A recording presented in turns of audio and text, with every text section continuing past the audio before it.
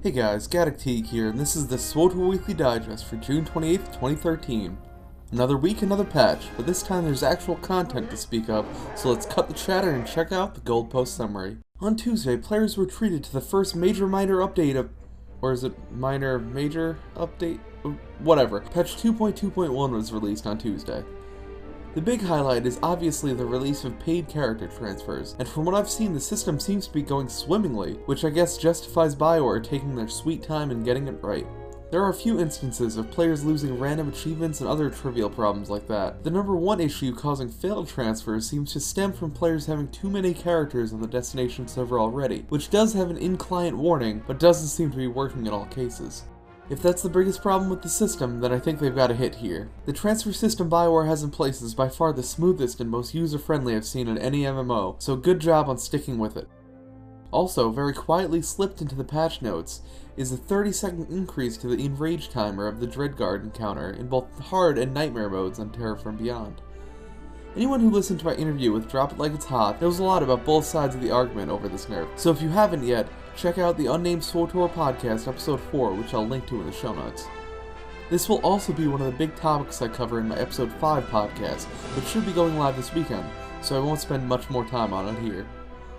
Finally, as usual, we get a couple more additions to the cartel market with this update. New items include the Aratech Rose mount, which is very love it or hate it I think, the Cathar War Staff, which is way too over the top for my taste, and the new Starter Bundle, which contains a couple boosts and an inventory unlocked. Not the greatest bundle in the world, for sure, but for the discounted price of 250 cartel coins, I'd package it together with a couple other better bundles and a gift to a free-to-play player.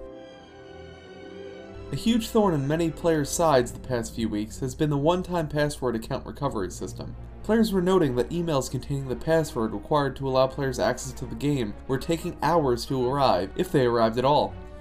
This obviously led to an incredible level of rage on the forums, which Eric Musco responded to, alerting players that a few bugs were the cause of the slower, non-existent email problems. These issues have since been resolved, and the one-time password system should now be working properly. Let's hope that's the case.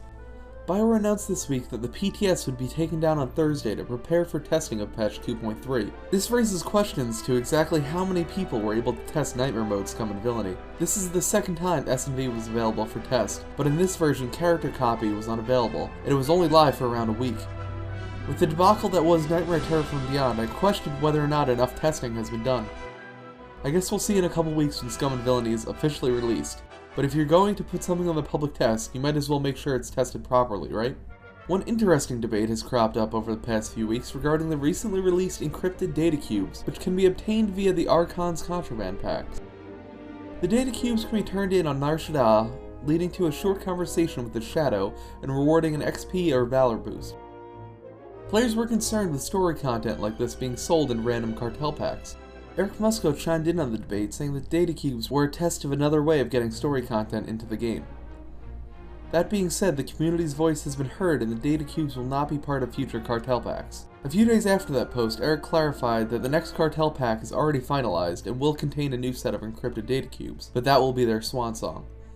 This has been explained before, but the cartel packs are planned far in advance, and the release is usually concepted as a shipment, so it makes sense that this change of heart will have some lead time. All in all, I don't think that data cubes are really a big deal. I don't see missing a 30-second conversation as a reason to get up in arms, but the slippery slope argument is a real one, so it is important for the community to give feedback and tell the devs what they think.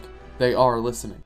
That's all the headlines from this week. As always, if you like what you've seen, make sure to like and subscribe so you don't miss any SWTOR video coverage. Until next week, this is Gaddock Teeg signing off.